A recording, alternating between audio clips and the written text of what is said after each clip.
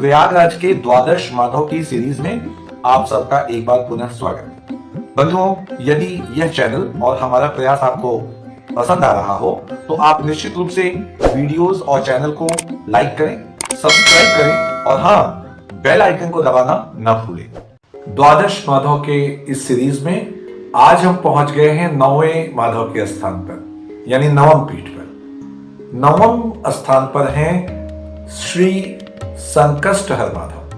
संकट और कष्ट, हम कह सकते हैं कि हमारे जीवन में निरंतर संकट और कष्ट आता रहता है और इस संकट और कष्ट का निवारण करने के लिए, इसको दूर करने के लिए हमारे प्रयाग में विराजमान है श्री संकष्टहर माधव जी। इनकी पूजा, परिक्रमा, दर्शन हमारे जीवन के समस्त प्रकार के संकट और कष्टों का अवश्य हरण करता है, यह मैं विश्वास के साथ कह सकता हूं। आप इन स्थानों पर जाएं, दर्शन करें और मेरी बात की सत्यता का एक बार प्रमाण भी ले लें। वीडियोस को ज्यादा आप तक पहुंचाने के लिए, इंटरैक्टिव बनाने के लिए अब से मैंने तय किया है कि मैं हिंदी का ही नहीं बल्कि हिंदी मिश्रित अंग्रेजी यानी बोलचाल की भाषा का प्रयोग करूंगा। तो समझने की कोशिश ये करें कि संकष्टहर माधव जी का पौराणिक वृत्तांत क्या है। संकष्टहर माधव जी के बारे में भी अन्य माधवों की तरह पद्म पुराण के पाताल खंड के प्रयाग शताध्यायी में इनका भी वर्णन है। क्या कहा गया है वहां? प्रयाग शताध्यायी में लिखा है, तथापि वर्तते संध्यावटाधस्य च आश्रमः तस्मिन् वसन्ति धर्मात्मा संकष्टहर माधवा। अर्थात संध्यावट जो वट वृक्ष है, इसके नीचे धर्मात्मा श्री संकष्टहर माधव का स्थान है और यह भगवान का 9वां माधव मंदिर है। देखने की जरूरत यह है कि आज ये संध्यावट है कहां? संध्यावट अवस्थित है प्रतिष्ठानपुर में। अब ये प्रतिष्ठानपुर कहां है? प्रतिष्ठानपुर आजकल झूसी के नाम से जाना जाता है। प्रयागराज से जब आप बनारस की तरफ आएंगे, शास्त्री पुल पार करेंगे और उसके बाद जो शहर आपको दिखाई पड़ता है, ये है झूसी।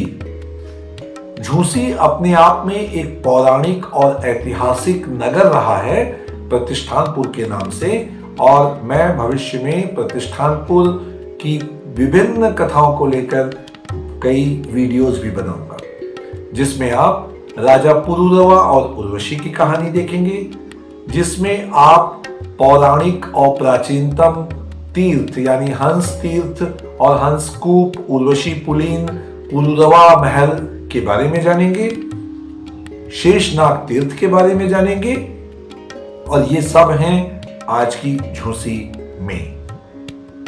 आते हैं हम पुनः प्रसंग पर श्री संकष्टहर माधव के। बहुत कम लोग जानते हैं कि भगवान विष्णु का नाम संकष्टहर भी है। संकष्टहर नाम को उपहार के रूप में भगवान विष्णु ने श्री गणेश को दे दिया, क्योंकि वो उन्हें अपना पुत्र मानते थे, और तब से यह नाम श्री गणेश के साथ प्रयोग में आने लगा। गणेश नामावली में संकष्टी गणेश का नाम है, संकटहर गणेश का नाम है, और बाकायदे इस पर संकष्टी चतुर्थी नाम का त्योहार भी मनाया जाता है। पौराणिक आख्यान तो यही कहते हैं कि संकष्टहर माधव अर्थात भगवान विष्णु, माता लक्ष्मी श्री गणेश के साथ संध्यावट के नीचे विराजमान है। चूंकि संध्यावट एक एकांत स्थान पे था, उस समय प्रतिष्ठानपुर एक जंगल की तरह था।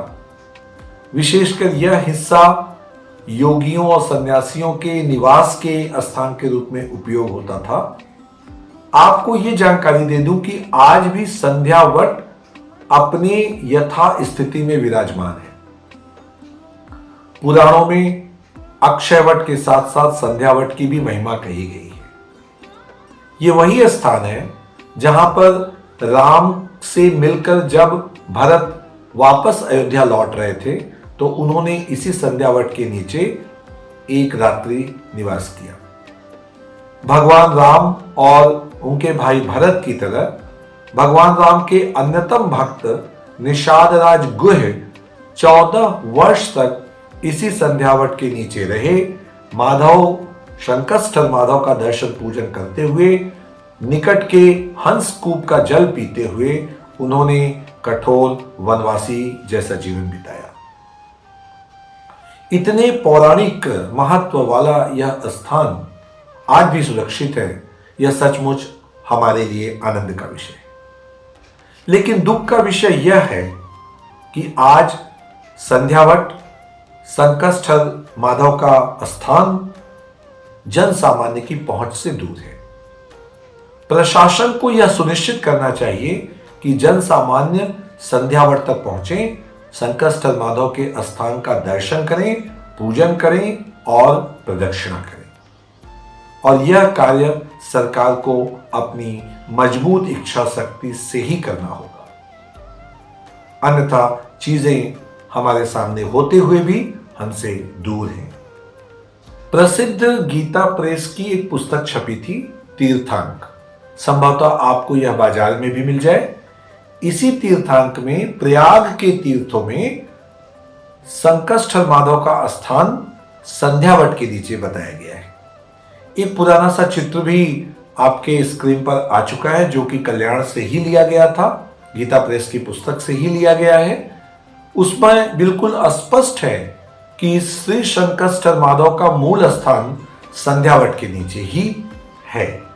वर्तमान स्थिति को और भी यदि गंभीरता से लें तो इसी झूसी यानी प्रतिष्ठानपुर में अनेक तीर्थ हैं जिनकी स्थिति बहुत खराब है, जो अपने होने की लड़ाई लड़ रहे हैं, अस्तित्व की लड़ाई लड़ रहे हैं, और इन्हें बचाना कहीं ना कहीं हमारा, आपका, हम सभी का दायित्व भी है। प्रसिद्ध संत प्रभुदत्त ब्रह्मचारी, एक सुप्रतिष्ठित नाम, जिसने भारत में गौ हत्या को रोकने के लिए और सनातन धर्म के प्रचार प्रसार के लिए अपना पूरा जीवन अर्पित कर दिया। संकटस्थल माधव तथा अन्य माधवों की परिक्रमा पूजा की भी इन्होंने बहुत अपनी तरफ से चेष्टा की, प्रयास किया, और मूल संकटहर माधव के स्थान से लगभग 300 मीटर उत्तर की तरफ इन्होंने एक मंदिर प्रतिष्ठित किया और उस मंदिर को संकटहर माधव को समर्पित किया। आज भक्त श्रद्धालु जिज्ञासु उसी मंदिर में जाकर संकटहर माधव की पूजा करते हैं। मूल स्थान तक नहीं पहुंच पा रहे हैं हम, जिसका हमें खेद है, और इस मूल स्थान तक पहुंचाने की पूरी जिम्मेदारी प्रशासन की होती है, लोगों की होती है कि लोग अपनी धार्मिक भावना को सुरक्षित रखते हुए मूल संध्यावट और संकटस्थल माधव के स्थान को जन सामान्य के लिए खोल दें। बंधुओं, संकटस्थल माधव का यह स्थान एक अत्यंत ऊर्जावान तथा आध्यात्मिक शक्ति से भरा स्थान है।